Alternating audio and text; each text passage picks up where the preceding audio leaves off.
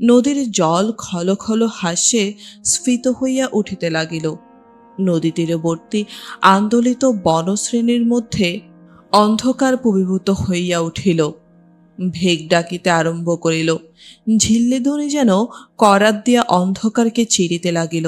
সম্মুখে আজ যেন সমস্ত জগতের রথযাত্রা চাকা ঘুরিতেছে, দরজা উড়িতেছে, পৃথিবী কাঁপিতেছে, মেঘ উড়িয়াছে, বাতাস ছুটিয়াছে, নদী বহিয়াছে, নৌকা চলিয়াছে, গান উঠিয়াছে।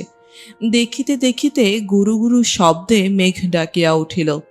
বিদ্যুৎ আকাশকে কাটিয়া কাটিয়া ঝলসিয়া উঠিল।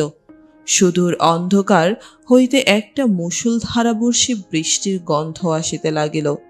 কেবল নদীর এক তীরে এক পার্শ্বে কাঠালিয়া গ্রাম আপন কুটির দ্বার বন্ধ করিয়া দীপ নিবাইয়া দিয়া নিঃশব্দে ঘুমাইতে লাগিল।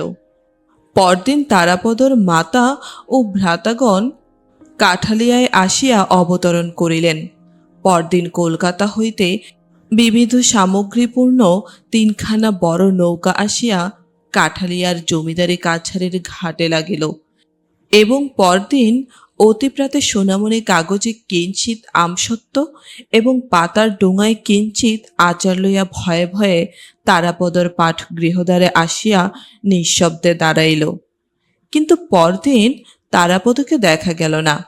স্নেহ প্রেম ও বন্ধুত্বের ষড়যন্ত্র বন্ধন তাহাকে চারিদিক হইতে সম্পূর্ণরূপে ঘিরিবার পূর্বেই সমস্ত গ্রামের হৃদয়খানি চুরি করিয়া একদা বর্ষার মেঘান্ধকার রাত্রে এই ব্রাহ্মণ বালক আসক্তবিহীন উদাসীন জননী বিশ্ব পৃথিবীর নিকট চলিয়া গিয়াছে।